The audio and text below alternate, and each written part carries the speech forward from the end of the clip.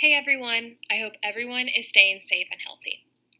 I did my research project on the use of natural and artificial sites for adventure activities.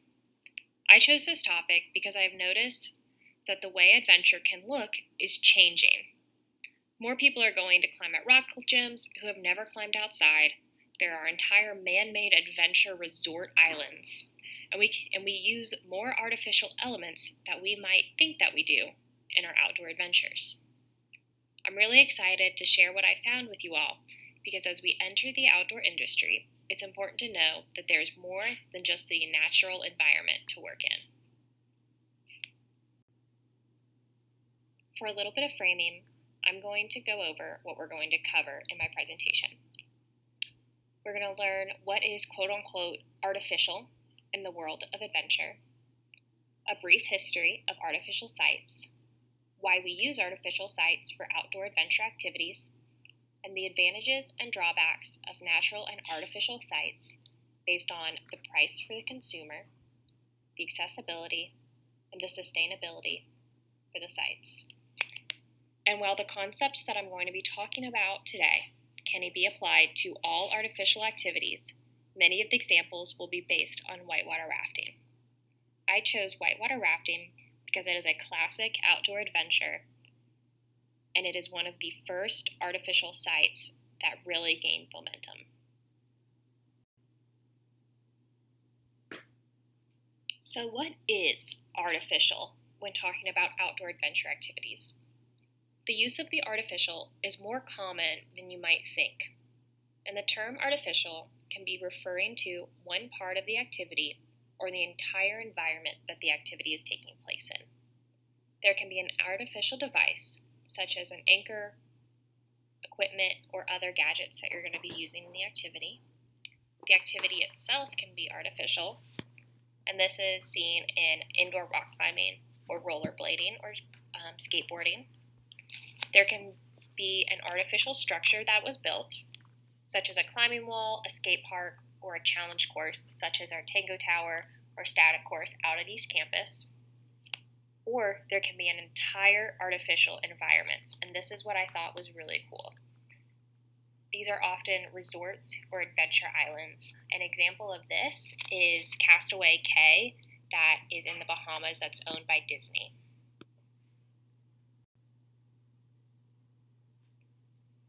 A brief history of artificial sites and how we use them for adventure is going to set the stage for the rest of this presentation. Artificial sites have been around since the mid-20th century. The first ever artificial climbing wall was erected in Seattle, Washington in 1941.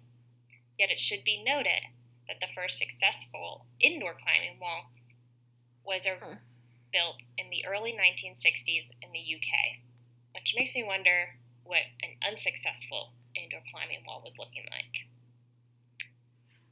And then in 1965, one of the first artificial rivers was seen in France, and this was used for canoeing.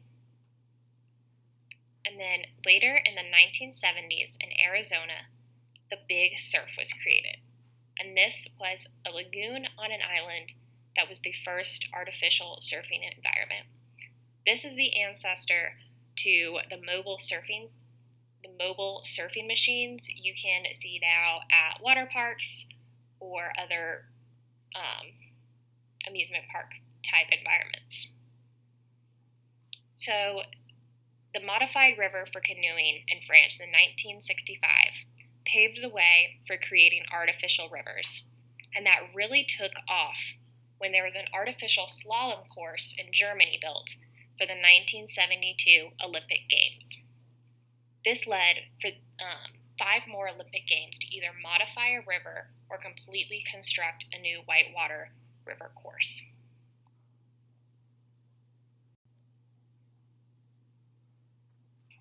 So why are we using artificial elements and artificial sites for outdoor adventures when we have the outdoors still? Well, when you are building an artificial adventure site, you're able to break down your activity into its most raw and basic components, and then pick out and choose which components you want to keep in this new artificial environment. and you're able to build an environment keeping those desired elements while being able to take out whatever you don't want, which is usually the unpredictableness of the outdoors. So, for example, in a whitewater park, you're able to keep the rushing rapids and fun drops and all the things that keeps whitewater rafting fun and exciting, and put them into a controlled environment that is free of rock slides, animals, and the inability to stop the river flow if there's an accident.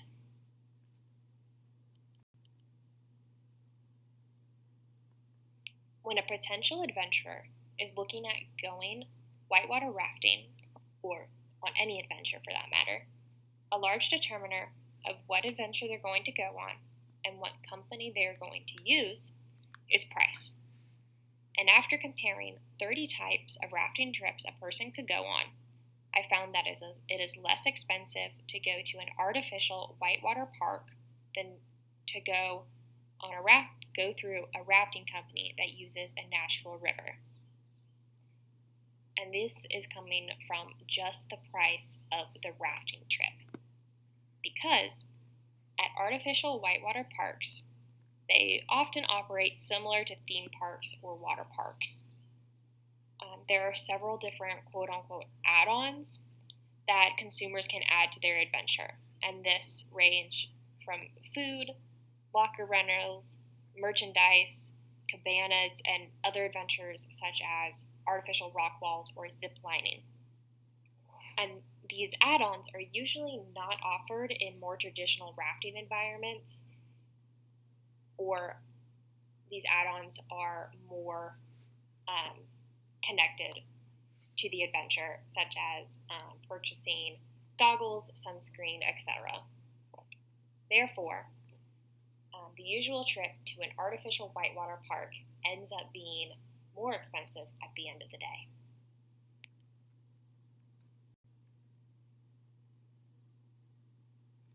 A large differentiator between artificial sites and natural sites is accessibility.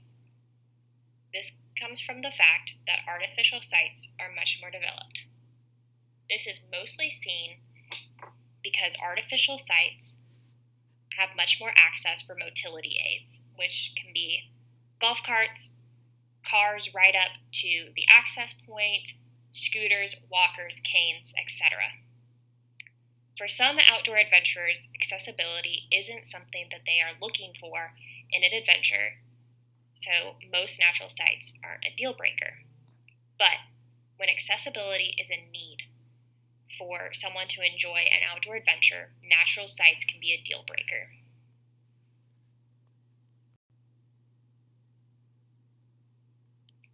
The final criteria that I will be talking about is the sustainability of natural and artificial sites. It's no shock that outdoor adventure enthusiasts are concerned with the well-being of their outdoor environment, which leads to the question, are artificial or natural sites more sustainable? Each option has its advantages and its drawbacks. On one hand, since variables can be controlled and manipulated, an artificial site can be considered more sustainable because you're able to pick and choose parts of the activity that you want while keeping the others under control. And because these sites are often not in nature.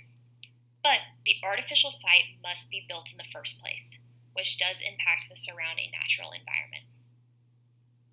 When you're participating in an adventure activity in a fully natural environment, some activities are more sustainable than others. For example, when you're rock climbing on a natural site, sometimes it can be obvious when someone has been there because you can see the bolts in the rock and the chalk on the rock face. But when you're looking at a river, sometimes it can be almost impossible to know if a raft has been down that corridor. And if you're really interested in the sustainability of adventure tourism, the World Tourism Organization has published a global report on adventure tourism that goes into the sustainability of what we're doing. So, based on the 3 criteria I talked about, plus a couple others that you might think of yourself, what should we use? Both as adventurers and adventure facilitators. Should we be using artificial sites or natural sites? Well, as you could guess, it depends. Like many other things that we are dealing with as we are becoming outdoor adventure facilitators or outdoor education facilitators, it depends. You are going to be looking at what the desired learning outcomes or desired outcomes in general are for you or your group, and based on that, you are going to choose whether you're going to be using a natural or an artificial site. So, going forward, we are going to be doing a case study where you are the client and you're going to be deciding whether you are going to be using an artificial or natural site for your environment, and then you are going to be the facilitator, choosing if you are going to want to build a natural or artificial site. So, I'm looking forward to leading that discussion on Monday. Stay safe.